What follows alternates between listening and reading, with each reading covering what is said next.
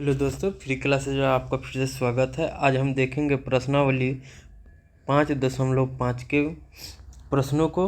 पहला क्वेश्चन है कि निम्नलिखित में से कौन सा लंब रेखाओं के उदाहरण है। लंब रेखाओं के उदाहरण है। अब हम लंब रेखा किसको कहते हैं ये पहले समझ लेते हैं। लंब रेखाएं, लंब रेखा वैसी रेखा जो किसी रेखा पर लंब हो, किसी रेखा पर लंब हो या सीधी खींची गई रेखा को हम कह सकते हैं। अब जैसे मान लीजिए ये कोई रेखा XY है और इस पर AB कोई दूसरी रेखाखंड खींची गई है, तो इसका उभयनिष्ठ बिंदु जो होगा कि लंब है किस पे, XY पे। तो क्या लिख सकते हैं, AB लंब XY, AB लंब XY। ठीक है, तो लंब रेखा वैसी रेखा जो एक 90 डिग्री पर, किसी रेखा के 90 डिग्री पर गिरती हो या खींची जाए 90 डिग्री पर, उसको क्या कहते हैं, लंब रेखा कहते हैं। तो 90 डिग्री पर जो भी रेखा खींची जाएगी उसको क्या कहते हैं, लंब रेखा कहते हैं। ठीक है, अब हम देखते हैं क्या बोल रहा है। पहला क्वेश्चन कि ए में मेज के ऊपरी सिरे की आसन भुजाएं। अब मान लीजिए कोई मेज है, मैंने एक मेज बनाया। अब आसन भुजाएं क्या है, अब आसन भुजाएं मान लीजिए ये हो गई, तो इसकी जो आसन भुजाएं दोनों में उभयनिष्ठ होगा, क्योंकि मेज तो एक और सिरा इस तरह से होगा।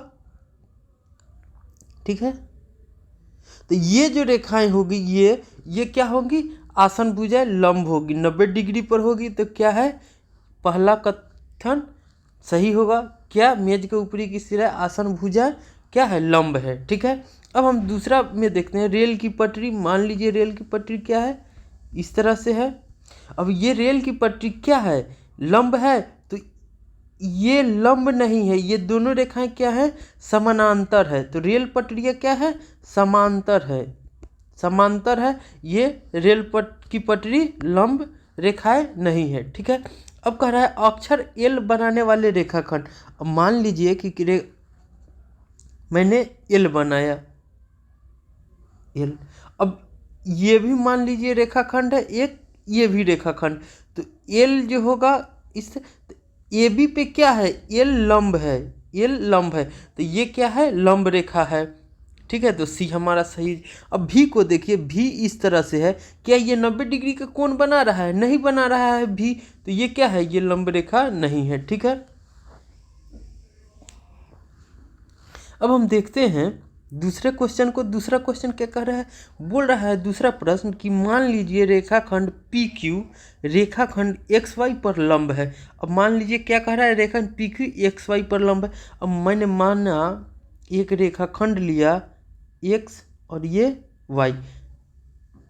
ठीक है, अब कह रहा है रेखाखंड PQ पर लंब है। अब मान लीजिए कोई अन्य रेखा लीजिए P और ये Q। ठीक है, अब देखिए कह रहा है मान लीजिए ये परस्पर बिंदु A पर प्रतिच्छेद करती है। इसका परस्पर बिंदु क्या, A क्या, दोनों प्रतिच्छेद करती है। अब बोल रहा है कोण PAY, माने ये कोण का माप क्या होगा, तो प्रतिच्छेद करती है तो 90 डिग्री पर। क्यों, क्योंकि एक दोनों 90 डिग्री पे कट करेगी और दोनों का क्या है, उभयनिष्ठ बिंदु क्या है, A है। इसीलिए A परपेंडिकुलर 9 को एंगल PAY बराबर 90 डिग्री। ठीक है, 90 डिग्री हो जाएगी। अब हम देखते हैं अगला क्वेश्चन को।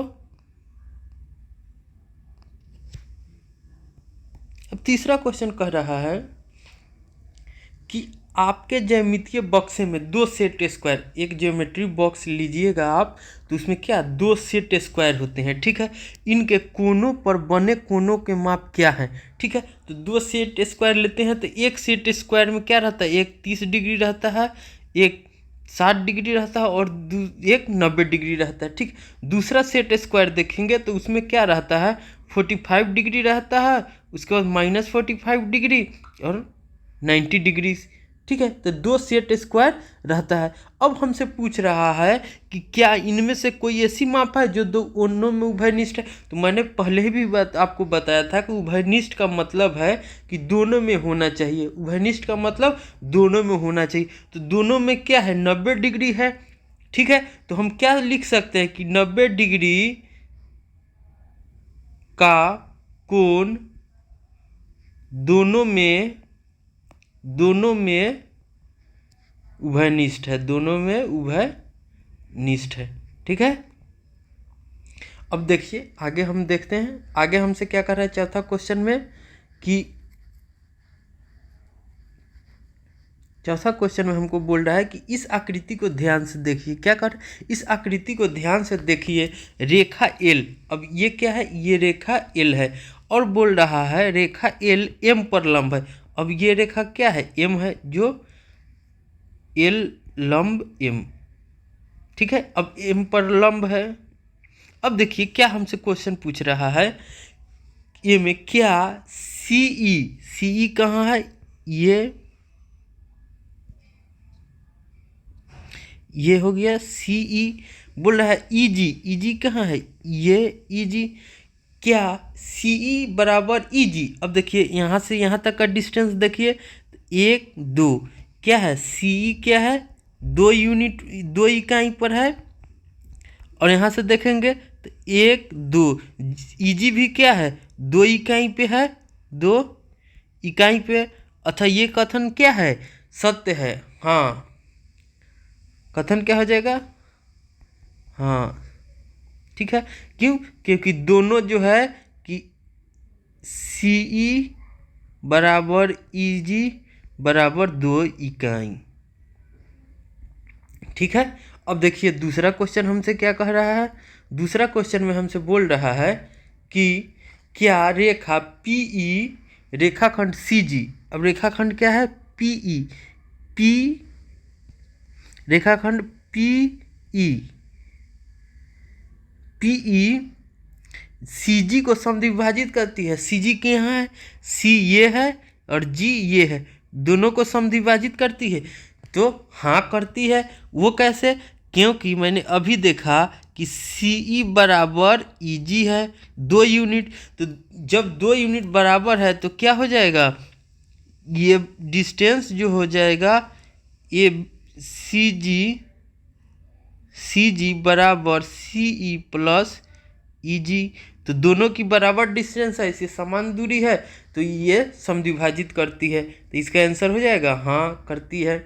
ठीक है, इस तरह से आप अब 3 को देखिए। सी को देखते हैं, तो सी बोल रहा है कि कोई 2 रेखाखंड के नाम लिखिए जिनके लिए पीई लंब समद्विभाजक है, लंब समद्विभाजक है। ठीक है, तब कोई 2 रेखाखंड के बारे में लिखना है जो लंब समद्विभाजक। तो लंब समद्विभाजक के लिए देखिए यहाँ से अब 1 2, तो डी एफ भी हो जाएगा, डी ये और ये एफ दोनों समान डिस्टेंस पर है। डी एफ समान डिस्टेंस पर है ई के, तो डी एफ बराबर क्या हो जाएगा, D E plus E F, दोनों समान डिस्टेंस। अब देखिए सी और जी, तो ये भी बराबर हो जाएगा। ये क्या हो जाएगा, बी एच, ये भी रेखाखंड लंब द्विभाजक हो जाएगा। क्यों, क्योंकि यहाँ क्या है 1 2 3, 1 2 3, तो 3 इकाई पे बराबर है क्या, बीई जोड़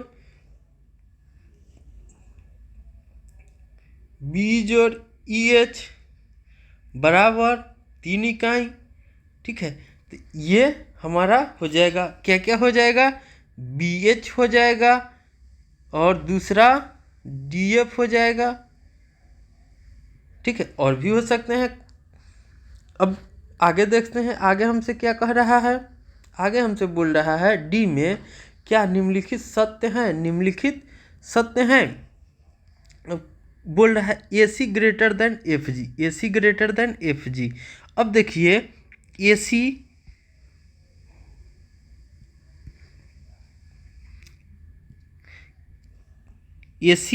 अब AC हो गया।